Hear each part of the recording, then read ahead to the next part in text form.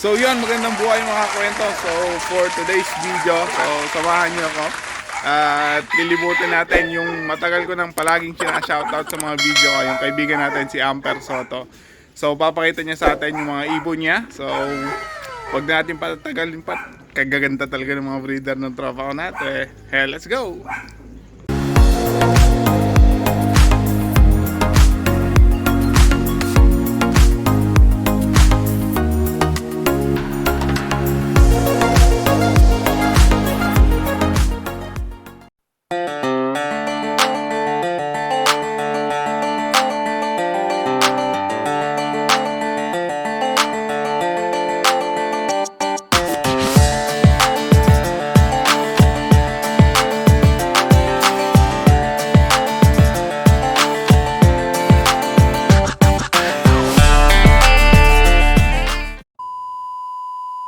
Tapos meron pang sikreto dito, kala nyo ba tapos na? What? So, tinakpan. Secret daw ito eh. Secret, breed. Bawal sabihin. So, bawat fancier talaga meron mga secret. So, ito yung bagong ngayon dito mga kakwento. So, sasali pala si Amper doon sa may BOTC. Yung Battle of the Champions. So, susuksok niya dito sa mamimili siya. So ano ba ang pinaka-bet mo dyan, Amper, sa mga binibreed mo ngayon? Sir. Ito? Ito ba yung si original mong pula? Original. Original talaga? Hindi, bali anak na lang siya. Anak na. Ito may personalized ng pinagkunan ko. Ito, line breed to. Yes sir. Bali ano siya? Super set winner. Santa Ana Cagayan Clacker. Pang ano lang siya nun? Pang 15th place lang siya sa Santa Ana. Ito yung tupet. Tapos to, ano naman to? Ito, anong may off color ka dito? Mukhang itlog na to. Ayan sir, yung off color na yan. Nahiram lang sa mabuting tropa. Bali contender siya ng NMAX. Kaso nung last lap medyo kinapos ng konti. Last lap lang kinapos. Last lap siya kinapos. Kung nag-clock kahit 700 lang, nanalo sana ng NMAX. May motor ka na naman sana, ano? Speedbird yan. Speedbird yung off color na yan. Medyo Yung blue bar na to. Yung blue bar sir, ano yan? Si Torres. Yung mga dati mong Torres pa? Si Kuya Jim. Jim Velasco, ayan, si Torres yan. Meron ka pa pala natira ng mga Torres na linyada mo, ano? Natira dalawa. Sino lang natira? Ito natin lalagay. Isa dito, tsaka Okay na. Minargahan na. yan. So, ito pala yung mga lalaban ng Battle of the Champions. So, sa mga di nakakaalam mga kakwento, yung Battle of the Champions, para maka-entry ka doon, it's kailangan meron kang mga ibon na malalakas talaga. Kasi una sa mga requirement doon is may kailangan nakapag-place ka na ng first, second, or third sa any race sa isang club within the region na ipapagawa yung Battle of the Champions. So ito, napakaganda ng mga breeder, kondisyon na kondisyon. Ayan sir, ano? Ito, super set winner. 27 overall. Second day siya ng Calbayog. So, pumasok pa rin naman. Ba't nabulag to?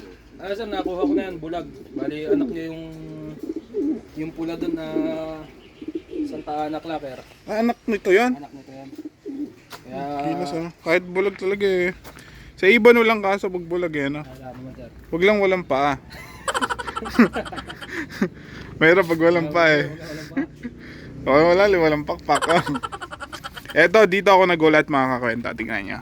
So to, bawal pawalan talaga to eh. So, wow. Rare of color. Ito, thumbnail to.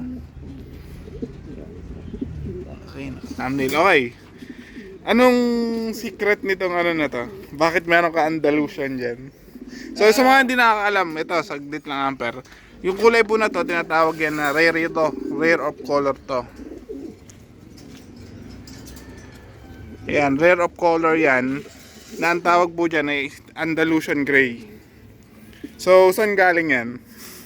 Ano lang ulit sir, mabuting tropa, alam mo, marami tayong mabuting tropa dyan. Merong... Direct advanced hobby slope, kung kilala nyo yan. Direct half advance hobby slop. So, high milim. High milim po yan mga kakwento. So, ayan, makikita nyo rin yung naka-perso pa ng genetics saka nung advance hobby slop from Intramuros. Kasi nandun po yung lop ni Sir Jaime Lim. So, isa sa pinakamalalaking trusted na nag-iibon sa Pilipinas. So, ayun mga kakwento. So, may isang nakakatuwang kwento pa si Amper. So, ito daw ibon na to. Ano yung kwento nito, Amper? Bali, sa grupo namin sir, may nagparapol. Taiwan ang mapapanalunan. Bawat number, 50 pesos. Kumuha, Ilan yung number? 100. 1 to 100. 100. Via spin, kumuha ako ng 3 number, de 150. Swerte ka talaga sa Kaya rapol. yung Taiwan na yan, 150 pesos lang ang presyo niya. Ito yung Taiwan mga kakwento. So sa halagang 150 pesos, meron ka ng Taiwan bird. Sana all. Ganito. Mga kakwento, sa mga nagtataka, bakit ba tayo may tinatawag na Taiwan bird dito sa Pilipinas? Kasi meron talagang mga ibon na galing Taiwan na napapadpad dito sa Pilipinas. Kasi ang Taiwan po ay malapit lang sa gawing norte. So kapag ka nag-sea race na sila, yung ibon minsan hindi na kinakaya pabalik. Ang ending, masyado nang malayo sa Taiwan, malapit na sa Pilipinas yung location sa Batanes or sa Bigan, ganon. So basta sa Ilocos region. Doon na tumutukod yung ibon. So ending, nahuhuli ng mga Pilipino. So Taiwan na. Yan, sa atin na ibon. Ano balik pa sa Taiwan yun, di ba? So yun. A few moments later. So yun mga kakwento. So dito naman sa flyer slop ni Amper, makita natin yung kanyang team.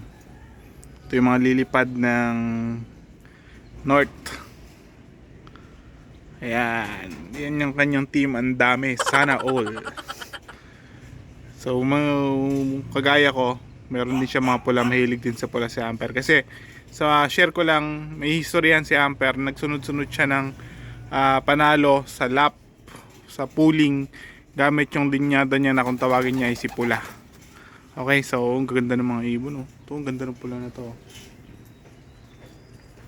Yun mga kakwento. So sa paglibot natin dito, so nagsabi si Amper, so magsusuksok niya tayo ng isang young bird dito sa mga breeder na to. So ng tulong sa inyo mga kakwento, so patulong magdesisyon. Magaganda kasi lahat ng ibon. So saan ba dapat tayo magsuksok? Lahat maganda. Nahirapan ako magdesisyon. So para matulungan niyo ako, so pa-comment na lang kung saan. So dito 1, ito 2, 3, 4, 5, 6, 7, 8, 9. Ayan. Pagsusuksok niya tayo ng isang young bird dito sa kanyang breeding for South 2024. So pa-comment down below. So 1 to 9. So kung ano ang saan ba tayo kukuha ng young bird. Habang hinihintay natin si Amper. So salamat sa mga nanonood. Please like, comment, and subscribe. 3 hours later. So see you sa next vlog. Again, pa-comment po kung saan tayo magpapasuksok sa comment section down below. And see you sa next vlog. Maraming salamat. Keep progressing sa ating lahat. God bless!